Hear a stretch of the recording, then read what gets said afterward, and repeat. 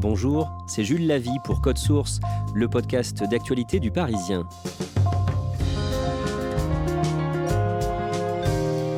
Il est l'un des meilleurs attaquants de la planète football. Karim Benzema, 33 ans, revient en équipe de France après 5 ans d'absence pour l'Euro qui sera disputé du 11 juin au 11 juillet.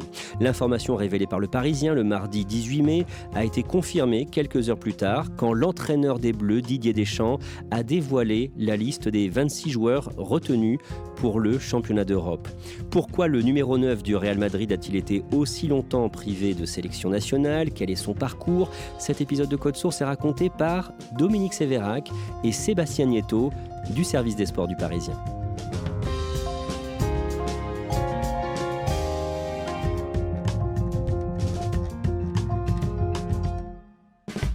Dominique Sévérac, le mardi 18 mai au matin, le Parisien pose la question à 7h20 sur leparisien.fr, liste des 26, et si Karim Benzema revenait en jeu ? Oui, quelques journalistes des sports de la rédaction ont eu vent d'un possible retour de Karim Benzema et donc Harold Marchetti et Benoît Lallemand notamment enquêtent pour savoir si c'est possible.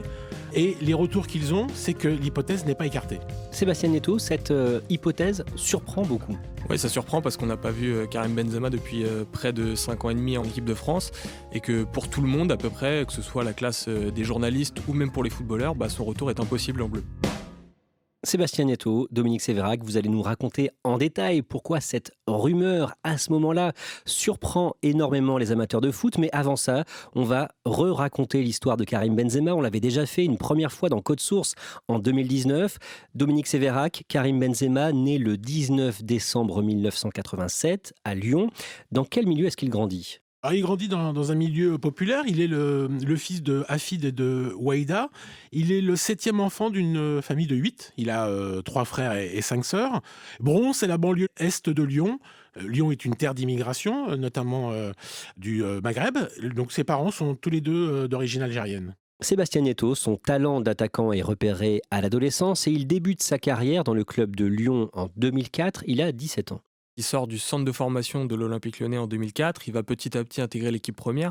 Je suis vraiment bien à Lyon. Il y a tout le monde qui est derrière moi. Donc voilà, j'ai encore parlé avec le président, avec Bernard hier. Donc et voilà, je m'entends super bien avec eux. Donc j'ai encore beaucoup de choses à faire ici pour aller au très haut niveau. Et en 2004, cette année-là, il va remporter son seul titre avec l'équipe de France, avec le maillot des moins de 17 ans. Il va remporter l'Euro avec la génération 87, dont son ami Hatem Ben Arfa. En 2007, le 28 mars 2007, il joue pour la première fois en équipe de France face à l'Autriche. Je suis au Stade de France à ce moment-là, il a 20 ans et c'est l'émergence d'un nouveau talent puisque pour sa première sélection, il marque le seul but du match. Samir Nasri pour jouer le coup franc. En retrait, la frappe et le but de Karim Benzema. Première sélection en équipe de France. Et premier but sur une passe de Samir Nasri, qui est de la même génération que lui. La génération 87, elle semble prendre le pouvoir. On se dit, on en a pris pour au moins 10 ans avec ces deux-là. Sébastien Nieto, en 2009, Karim Benzema est convoité par plusieurs grands clubs européens, dont le Real Madrid. Et le président du club espagnol est déterminé à le recruter. Cet été-là, le Real Madrid veut reconstruire une grande équipe. Alors il recrute 2 ballons d'or, dont Cristiano Ronaldo et le Brésilien Kaká. Et le président Florentino Pérez veut Karim Benzema. Et pour le convaincre, il se déplace jusqu'à Bron, dans l'appartement familial, où il va réussir à le convaincre autour d'une table très simple avec les parents. Karim Benzema, bienvenido a tu nueva casa, bienvenido a tu querido Real Madrid. Au Real, il va jouer aux côtés de l'attaquant star portugais, le ballon d'or Cristiano Ronaldo, et il va prendre les conseils de l'ancienne gloire du club et champion du monde 98, Zinedine Zidane. Oui, alors Zidane, il a pris sa retraite il y a 4 ans maintenant, à ce moment-là, quand Karim Benzema arrive. Il vivote un peu autour du club, autour du Real Madrid, il va occuper différents postes, dont celui de conseiller du président. Benzema et Zidane, c'est forcément, ils ont un peu la même filiation, ils sont tous les deux franco-algériens, et puis très vite va s'installer une relation un peu de grand frère, petit frère entre les deux. En 2010, Karim Benzema n'est pas sélectionné pour le mondial en Afrique du Sud. Dominique Sévérac, pourquoi ? C'est Raymond Domenech qui à l'époque est aux manettes de l'équipe de France et qui décide de ne pas le prendre. Il ne croit pas en ce joueur, visiblement. Il pense qu'il peut perturber l'écosystème des Bleus, qu'il ne s'incorporera pas dans son système de jeu. C'est un peu incompréhensible dès ce moment-là. À la même période, en juillet, il est mis en examen avec Franck Ribéry dans l'affaire Zaya. Franck Ribéry et Karim Benzema placés en garde à vue. Ils sont entendus depuis ce matin par la brigade de répression du proxénétisme. L'affaire Zaya, c'est une affaire de prostitution de mineurs. Ces deux hommes sont soupçonnés d'avoir sollicité une prostituée mineure donc, qui s'appelle Zaya Dehar. Et cette affaire va ternir un peu leur image et ça va durer plusieurs années. La justice le relaxera 4 ans plus tard, mais son image est donc ternie pour longtemps. Justement, Dominique Sévérac, quelle est son image à ce moment-là ? Sportivement, il n'y a pas de souci. Les amateurs de foot trouvent que le joueur est toujours aussi talentueux. En revanche, dans la société française, il y a des débats. Vous savez, il y a des crispations identitaires assez souvent. Il y a des débats sur la religion, sur les origines des gens. Et donc, on lui reproche un peu de tout et rien. Notamment ses origines, parfois. On lui reproche ses mots du passé. On lui reproche une attitude qui sourirait pas. On lui reproche le fameux truc qu'on reproche à tout le monde, de ne pas chanter la Marseillaise quand il est en équipe de France. On aimerait rester un petit peu dans le sport, mais avec Karim Benzema, ce n'est pas que du sport. C'est souvent au-delà du sport. Malgré l'affaire Zaya, Dominique Sévérac, Karim Benzema est toujours appelé en équipe de France, y compris par Didier Deschamps, qui devient sélectionneur à partir de 2012. Et en 2014, l'attaquant du Real participe à son premier mondial, une Coupe du Monde disputée au Brésil. C'est un rêve pour Benzema parce qu'il adore le football brésilien et il a envie de casser la baraque. Et c'est ce qu'il fait. C'est ce qu'il fait d'emblée contre le Honduras. Il s'occupe de tout, on ne voit que Karim Benzema. L'équipe de France gagne 3-0, il est impliqué sur tous les buts. Sébastien Nieto, en 2014, Karim Benzema est déjà au sommet de son art. Il vient de gagner la Ligue des Champions avec le Real Madrid, sa première à lui aussi. La 10e du Real Madrid, qui est une Ligue des Champions très symbolique en Espagne. Derrière, il enchaîne avec l'équipe de France à la Coupe du Monde, dans le pays de son idole Ronaldo. C'est vraiment un très très bon moment pour lui. Sissoko, la frappe, oui, Benzema, Bababoum, oh quel but! La même année, il devient père pour la première fois. Oui, il devient papa d'une petite fille, Melia, le premier de ses 2 enfants, puisqu'il aura un deuxième enfant, Ibrahim, en 2017 avec une autre compagne. Le 8 octobre 2015, Karim Benzema joue en équipe de France contre l'Arménie en match amical et il brille. Oui, il marque 2 buts, il fait aussi une passe décisive, on est à Nice. Tout se passe bien pour lui, c'est sa 81e sélection. Ça veut dire quand on arrive à ce total-là qu'on est un joueur important de l'équipe de France, un cadre, et il est toujours aussi décisif.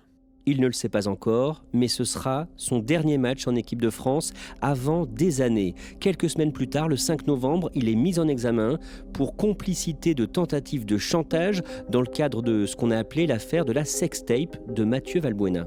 Karim Benzema, mis en examen, on l'apprend, notamment pour complicité de tentative de chantage à la sextape contre son coéquipier des Bleus, Mathieu Valbuena. L'affaire est un peu compliquée. Mathieu Valbuena est donc un joueur de l'Olympique de Marseille, sélectionné en équipe de France par Didier Deschamps, et l'un de ses proches découvre une vidéo intime dans son téléphone portable et veut le faire chanter avec d'autres complices. Et Karim Benzema, en 2e rideau, voire en 3e rideau, serait intervenu via un ami pour que cette vidéo disparaisse et que donc il n'y ait plus à faire chanter Mathieu Valbuena. C'est la défense de Karim Benzema. Il a voulu le tirer de cette affaire en lui disant « Écoute, moi j'ai des amis, ils peuvent s'occuper de ça. Si jamais t'es vraiment embêté, on peut s'occuper de ce problème. » Dans le cadre de cette enquête, il est arrêté, menotté et placé en garde à vue. C'est dans cette voiture, un peu avant 9h, que Karim Benzema quitte le siège de la police judiciaire de Versailles, direction le palais de justice. C'est une image qui choque un peu l'opinion. C'est assez impressionnant et c'est une image qui a beaucoup marqué. L'affaire fait réagir jusqu'au Premier ministre Manuel Valls. S'il n'est pas exemplaire, il n'a pas sa place bien sûr dans l'équipe de France. Là on porte le maillot bleu et on porte fièrement les couleurs de la France. Comment réagit le sélectionneur Didier Deschamps ? À ce moment-là, Benzema est suspendu officiellement de l'équipe de France par une décision du président Noël Le Graët qui dit que tant que la situation n'évoluera pas, Karim Benzema ne pourra pas revenir chez les Bleus. Didier Deschamps s'exprime en décembre en disant qu'il trouve cette décision logique et qu'il soutient son président. L'année suivante, le 1er juin 2016, Karim Benzema accuse Didier Deschamps d'avoir céder à la pression d'une partie raciste de la France. Oui, c'est ce que Benzema déclare dans Marca, donc le plus grand quotidien sportif espagnol. Il sait que ça va avoir une énorme répercussion en Espagne, bien sûr, mais aussi dans le monde entier, parce que le Marca est repris dans le monde entier ce jour-là. Et il sait que ça va forcément faire réagir le sélectionneur Didier Deschamps. Comment il réagit, Didier Deschamps ? Mal. Très mal, parce qu'il y a évidemment des gens qui ont pris cette phrase au premier degré. Sa famille, Didier Deschamps, elle est touchée parce que les gens dans la rue leur disent votre mari il est raciste, votre père il est raciste, votre copain il est raciste. Il y a un tag sur sa maison de vacances à Concarneau où on dit qu'il est raciste. Donc voilà, il y a des répercussions dans sa vie privée. Forcément, il va nourrir une forme de rancœur vis-à-vis de Benzema à ce moment-là. Et donc Benzema n'est plus appelé en équipe de France. Karim Benzema, fier comme il est, n'a évidemment aucune intention de s'excuser, de revenir sur ses propos.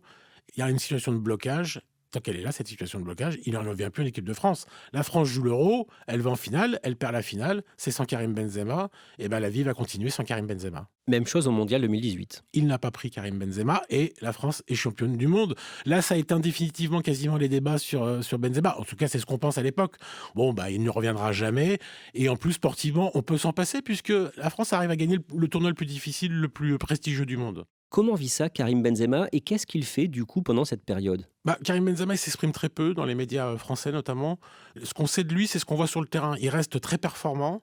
Son entraîneur, qui est français, Zinedine Zidane, utilise nombre de conférences de presse pour rappeler à quel point il est déçu, voire triste, voire interdit sur la décision de Didier Deschamps, qui est son ancien coéquipier en équipe de France, avec qui il a été champion du monde 20 ans plus tôt, en 98. Donc Karim Benzema, il a une rage en lui de ne plus être appelé, et cette rage, il l'utilise pour son club, le Real Madrid, où il est de plus en plus performant. Cristiano Ronaldo est déjà parti, lui il continue à être génial.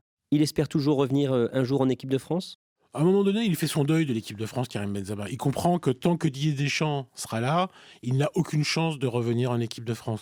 Lui, son rêve à ce moment-là, si on peut dire, c'est que son entraîneur de club, Zinedine Zidane, soit le plus vite possible le sélectionneur de l'équipe de France pour être sélectionné, parce qu'il sait qu'avec Zidane, il n'y aura pas du tout le même problème relationnel qu'il connaît avec Didier Deschamps. Sauf que Zinedine Zidane, il est au Real Madrid, et ça arrange aussi Karim Benzema qui soit son entraîneur, parce que, on peut le dire, sous le mandat de Zinedine Zidane, Karim Benzema, il n'a jamais été aussi fort. En 2019, le 16 novembre, Noël Le Graët, le président de la Fédération française de football, estime que Karim Benzema peut tirer un trait définitif sur l'équipe de France. C'est un très bon joueur, Benzema. Je n'ai jamais critiqué ses qualités. Au contraire, il montre encore cette année à Madrid l'un des meilleurs joueurs à son poste. Mais l'aventure France est terminée. Et à ce moment-là, on croit tous que c'est la fin de Karim Benzema en bleu. Comment réagit à ça Karim Benzema ? Karim Benzema réagit de manière assez cinglante sur les réseaux sociaux, en interpellant Noël Le Graët, en s'étonnant de ce commentaire. Et il lui demande une chose: si vous ne voulez pas que je revienne en bleu, laissez-moi jouer pour une autre sélection. Sous-entendu ? Sous-entendu l'Algérie. Il faut savoir que cette année-là, l'Algérie vient d'être sacrée championne d'Afrique. Donc c'est une petite provocation, encore une fois, lancée par Benzema. En 2020, il décroche un nouveau titre de champion d'Espagne avec le Real et à la fin de l'année, en décembre, il devient le joueur étranger qui a disputé le plus de matchs sous le maillot du Real. 528 matchs, Sébastien Netto. C'est pas un record anodin, faut pas le prendre comme ça en disant c'est juste un record de plus, c'est vraiment énorme parce qu'il dépasse des joueurs comme Cristiano Ronaldo justement, et surtout comme Roberto Carlos, qui est un joueur que à peu près tout le monde connaît, même si on ne suit pas le foot tous les jours, une légende brésilienne du football qui a joué au Real Madrid de très nombreuses années, et donc Benzema arrive à battre ce record, c'est quelque chose de vraiment très symbolique. Concernant l'affaire de la sextape de Mathieu Valbuena, au début de l'année, en janvier, on apprend que Karim Benzema est renvoyé devant le tribunal correctionnel. Il sera jugé au mois d'octobre pour complicité de tentative de chantage. Côté terrain, Sébastien Netto, le 27 avril, en demi-finale allée de la Ligue des Champions, le Real de Karim Benzema est opposé à Chelsea. L'attaquant français est en forme, il est décisif. Il est en très grande forme, encore une fois cette année il porte le Real sur ses épaules. Et il va marquer un but incroyable. On va chercher Casemiro devant le but. Benzema, le voilà. Quel geste de Karim Benzema! Contrôle de la tête en étant reculé, en enchaînant avec une reprise de volée qui donne le but de l'égalisation du Real Madrid ce jour-là. Une fois de plus, l'attaquant du Real Madrid qui entre un peu plus dans la légende du club. Avec ce but, il signe un nouveau record. Avec ce but, il marque son 71e but en Ligue des Champions et il égale à ce moment-là Raoul, qui est une autre légende du Real Madrid, et il devient 4e meilleur buteur de l'histoire de la Ligue des Champions. Dominique Sévérac, Karim Benzema, c'est une légende du Real Madrid aujourd'hui ? Pour moi, oui, c'est une légende du Real Madrid. Après, sa place au sein des légendes du Real Madrid? Est-ce qu'il est dans les 5 plus grandes légendes, dans les 10 plus grandes légendes, dans les 15 plus grandes légendes? Chacun fera son avis. Moi, je pense qu'il est dans les 10 plus grandes légendes du Real Madrid.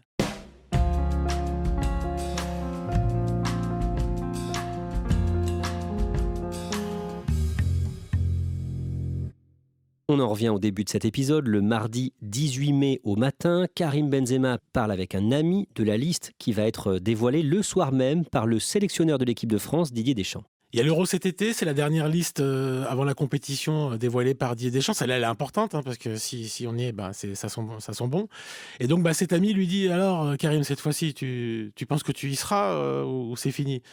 Et Karim Benzema, qui d'habitude répond même pas à ce genre de questions, lui dit, cette liste-là, je vais la regarder. Et donc son ami comprend qu'il y a quelque chose qui a basculé. 11h51, le Parisien annonce l'information. Karim Benzema devrait bien faire partie de la liste des 26. Un scoop de notre confrère Harold Marchetti. Le soir, vers 20h20, Didier Deschamps va prendre la parole sur M6 et TF1 en même temps. Et dans le 20h de TF1, le présentateur Gilles Boulot fait durer le suspense. Bonsoir et bienvenue à tous. Dans l'actualité de ce mardi, il annoncera leur nom en direct dans ce journal. Didier Deschamps nous dira qui il a sélectionné pour disputer l'Euro qui commence le 11 juin. Y aura-t-il des surprises dans la liste? Karim Benzema, qui fait des étincelles au Real Madrid, va-t-il faire son retour? Réponse dans quelques minutes. Puis le sélectionneur Didier Deschamps égrène les noms des 26 joueurs retenus pour l'Euro.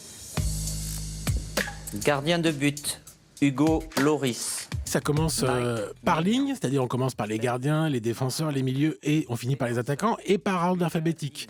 Donc quand arrivent les attaquants, le cerveau oublie qu'avec Benzema on se dit qu'il va apparaître tout de suite. Eh ben non, c'est Wissam Ben Yedder. Et à ce moment-là, on a cette transe d'esprit de se dire bah oui, mais forcément.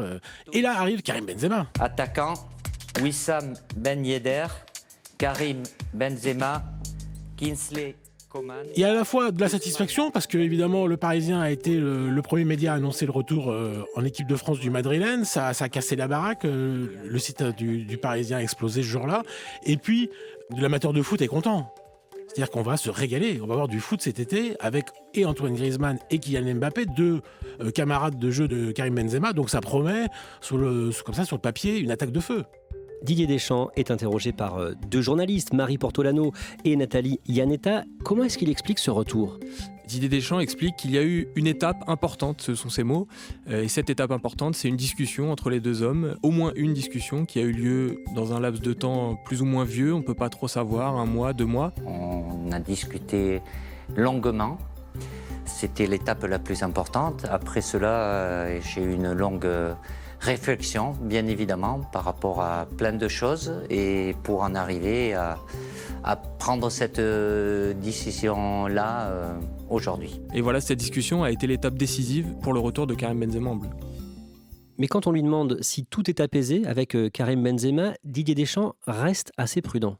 Oui, il y a une forme de prudence parce que vous ne pouvez pas rayer d'un trait de plume 5 ans et demi d'opposition. Didier Deschamps a été meurtri et très marqué par l'interview de Karim Benzema en 2016 à Marca.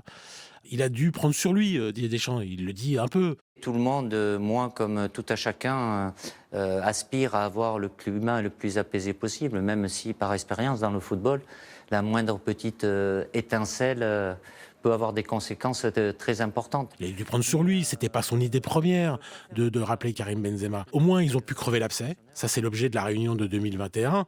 Et d'ailleurs, Karim Benzema lui a dit qu'il regrettait cette interview. Justement, Karim Benzema, on sait ce qu'il pense de cette interview qu'il avait accordée à Marca ? Oui, le Parisien a enquêté sur les coulisses de cette rencontre, cette fameuse rencontre donc, qui a lieu au moins une à Madrid entre Karim Benzema et Didier Deschamps.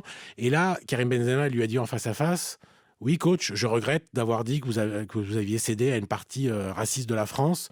Ces mots-là, j'aurais pas dû les employer. Donc il y a une forme de mea culpa. C'était évidemment primordial et nécessaire pour un retour en équipe de France.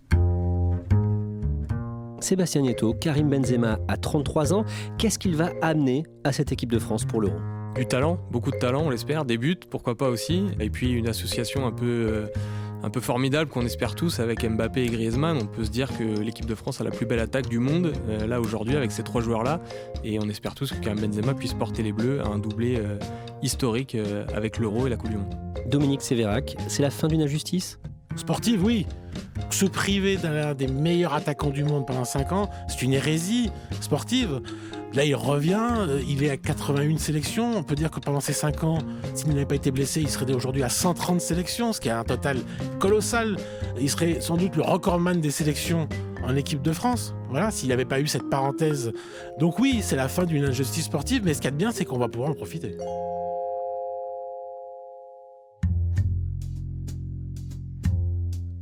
Merci à Dominique Sévérac et Sébastien Nieto. Cet épisode a été produit par Thibault Lambert, Ambre Rosala et Salomé Robles. Réalisation Julien Moncouquiol. Code Source est le podcast d'actualité du Parisien, disponible chaque soir du lundi au vendredi.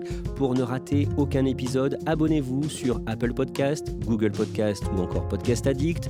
N'hésitez pas à nous écrire directement, codesource@leparisien.fr. Et puis si vous aimez Code Source, dites-le nous en laissant des petites étoiles ou un commentaire sur votre application préférée.